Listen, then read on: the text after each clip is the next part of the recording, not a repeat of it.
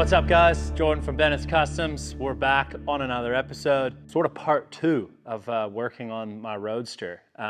If you guys would have seen in our previous episode, we were converting the trunk into what you see now is a sort of functioning dicky seat or rumble seat. We were able to cover, basically get all the rust repair done on the inner structure, fit the actual hinges for the seat as well.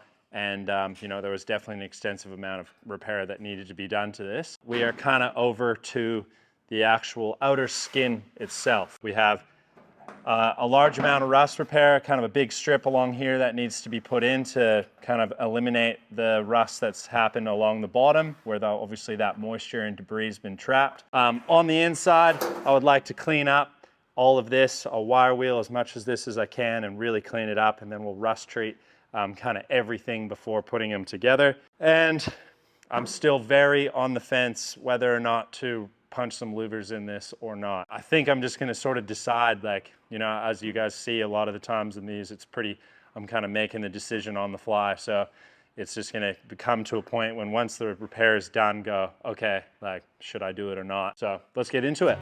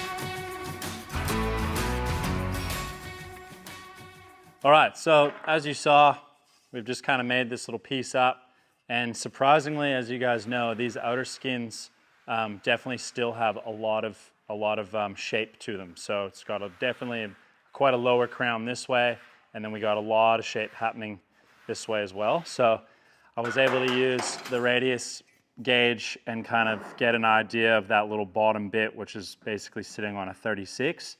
So I put the 36 lower anvil in the English wheel and just did a few passes just to try and get the shape this way. And then once we broke this edge, I just shrunk a little bit along the flange. It's going to be folded right over, and it may look like it has a little bit too much shape, but once it's in there and actually kind of hammer and dollied over, it'll fit quite nicely. And then was able to get an exact measurement from kind of outside to outside to make sure that our little break is going to match up with the break that we have on the side of the skin itself. So now that this is relatively ready to go, I need to be able to get it on here, make a really nice clean scribe line so I know what to come up to when I'm trying to trim away this bottom half, and then we can get this butted up to it, and we'll be able to get our clamps along, and hopefully we can just do one seamless pass across the whole thing with the TIG welder. So what I'm going to do now is just make a few measurements and try and get this. I could even drill and cleco this into place, but we do have the vice grips and that, so it will be kind of a little bit easier to just clamp it into place, and I'll be able to scribe a nice line, and then we know where to trim it, and then yeah, get the little edge along where we are going to do it. I'll try and clean it as best as we can, probably try and using like a Scotch-Brite abrasive, so I'm not taking too much material away. I'm just taking that kind of top surface rust off to get to that cleaner material, because as you know, when TIG welding, you really want to have some clean metal, so we're going to have to definitely do the inside as well. So let's yeah, make some measurements, and then we'll cut the bottom of this off.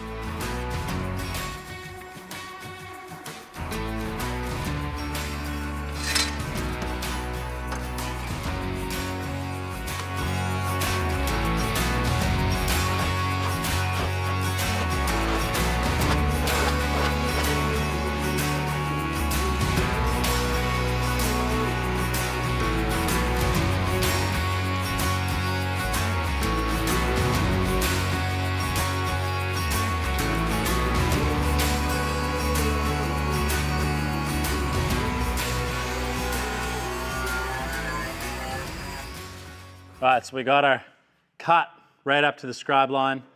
It's nice and clean, just kind of ran a file across it just to square it off, just so there's no round part of the, round of the edge. And then just used a deburr, was able to deburr the bottom side.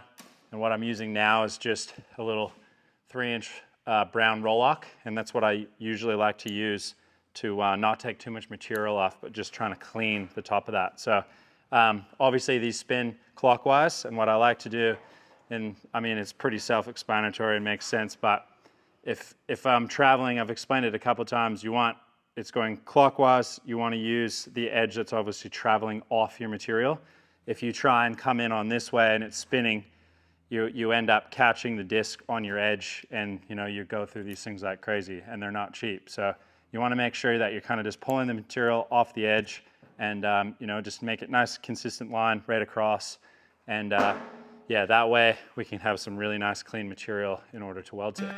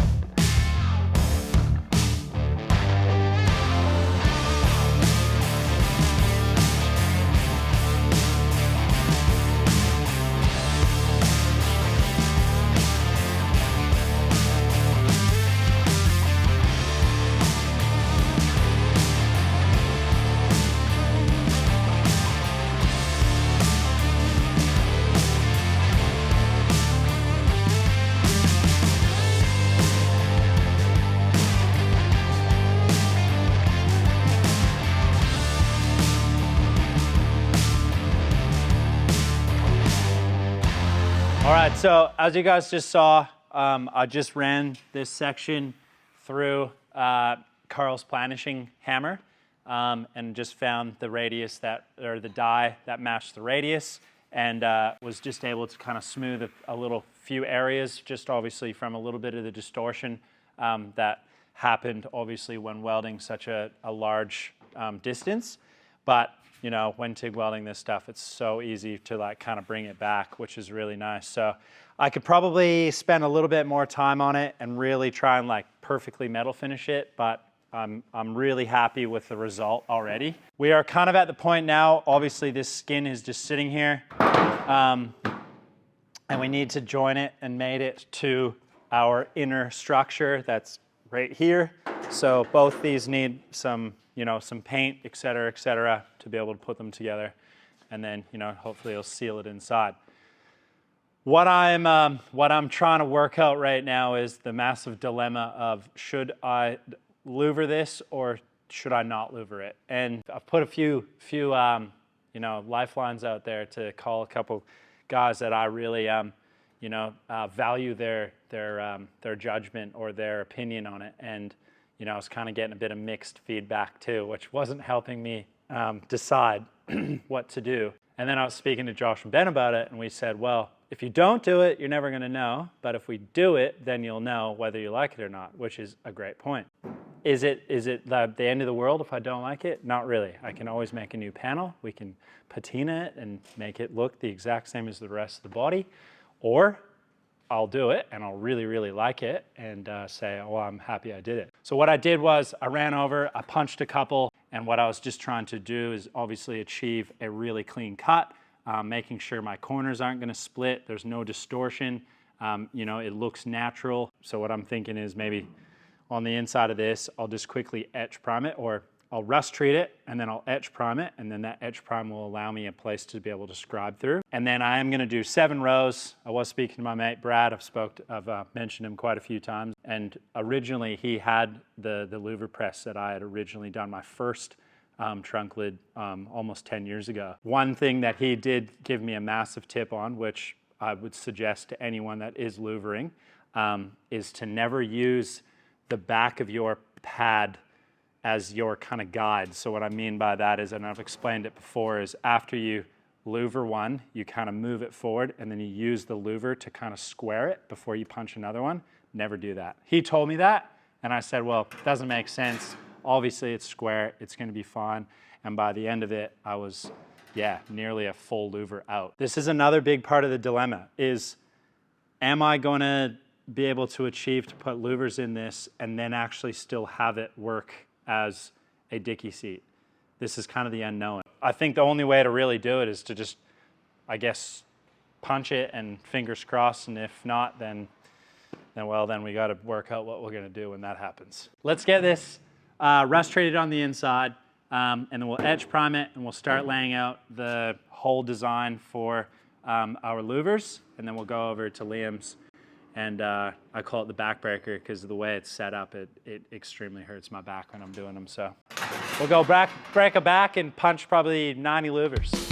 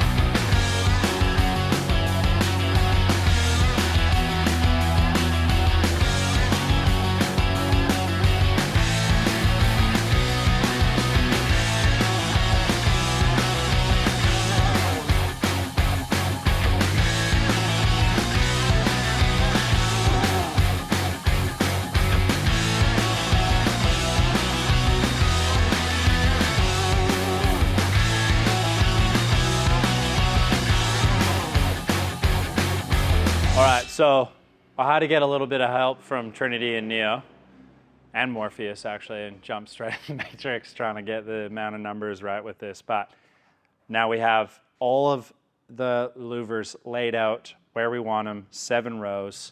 I haven't actually counted how many there are, but we will when it's done. And I've had to last minute remember that there is going to be a hole up here for a handle as well. It's basically do or die time now. So I got the louver thing set up over at Liam's place, so we'll walk over there and I'll put some lube on the dies and stick it in. I got a letter this morning, boy. Hey, honey. I got a boy. Hey, honey. I got a letter this morning, gonna see you when the sun goes down. I couldn't read it for crying, boy. Hey, honey. I couldn't read it for crying, boy. Hey, honey. I couldn't read it for crying, gonna see you when the sun goes down. I got a gal in Georgia, boy. Hey, honey. I got a gal in Georgia, boy. Hey, honey. I got a gal in Georgia, I'm gonna see you when the sun goes down. She's a long, tall, yellow gal. Hey, honey. She's a long, tall, yellow gal. Hey, honey. She's a long, tall, yellow gal. See you when the sun goes down. She shakes like jelly, boy. Hey, honey. Well, she shakes like jelly, boy. Hey, honey. Well, she shakes like jelly, boy. See you when the sun goes down. I got a letter this morning, boy. Hey, honey. I got a letter this morning, boy. Hey, honey. I got a letter this morning, gonna see you when the sun goes down. So fast forward a few steps. So you saw that we put that Por 15 rust converter on the inside of the inner structure itself. The outer structure has not been done yet. What I'm going to do, because that Por 15 is only a sealer, it's not actually a top coat. Well, it is in circumstances, but because I think this is still going to gather a little bit of weather, I want to make sure I'm doing it properly. So what I'm going to do is I'm going to paint the inside of both the inner and outer structures. And like the skin itself, I'm going to paint in there with a 2-pack after I use an etch prime. And then I'm going to seal it. And what I'm thinking I'm going to do as well is I might put a very thin aluminum sheet in between both pieces. And that's just going to kind of help whether, because obviously I'll still happily wash this car or drive it in all sorts of weather. So these ones that are sitting up here, these top ones, obviously we're going to get moisture inside of that. That was kind of the whole purpose of trying to figure out how we're going to make a drain system in the bottom. So by doing that, I'll have that sheet inside there. We should be able to allow the moisture and water to kind of fall down to the bottom.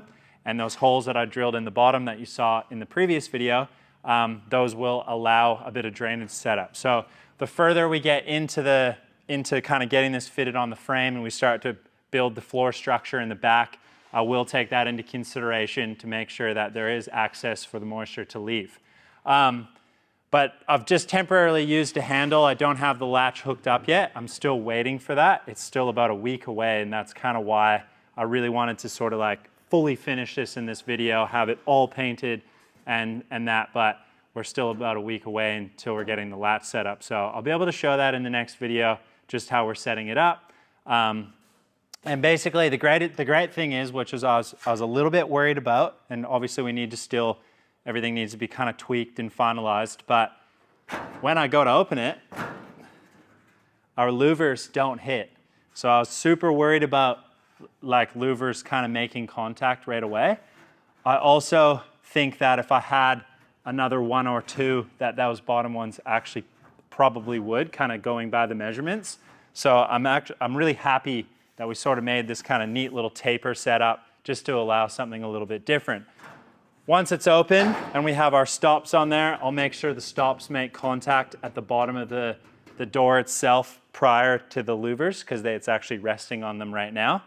And then inside, I still need to make a couple little spacers for inside here, and then, you know, finalizing everything. Once the body's fixed to the frame, then we can really make sure we get our gaps right. You know, we got to hammer our edge over on the bottom and make sure everything's kind of put together as it should be. So, you know, definitely a lot of work. I'm really happy that I kind of just went that extra step to make sure that all the rust repair was finished. And, you know, we were able to, obviously, the louvers turned out amazing. I'm happy I kind of skipped out on this one here just so we have a nice, you know, ample amount of room around the handle itself. But I think it's going to be really cool once it's all sorted together, and, you know, lockable trunk lid, and we'll be able to have a little seat in there that'll snap in and out. So, yeah, hopefully you guys enjoyed that. Enough babbling. I'm very pleased that I kind of went with the step of doing the louvers. I think both ways would have looked really good, but I'm happy with this. Maybe I'll transition it into the hood in the future as well. So lots more to come on this as well. We're just waiting for a few more parts. Going to get that frame back up in the jig and start a whole lot more. So it's going to be very exciting stuff. So hopefully you guys enjoyed that video, learned a little something about it with the rust repair, the louvers, etc. And we will see you on next week's episode. If Josh just does a little quick flick over to the hoist, bit of a spoiler alert, and back. Don't give too much away. But we got that on, and yeah, we'll see you guys on another episode. Thank you very much for watching. Make sure you like, subscribe, hit that notification button, and we will see you next week on Bennett's Customs.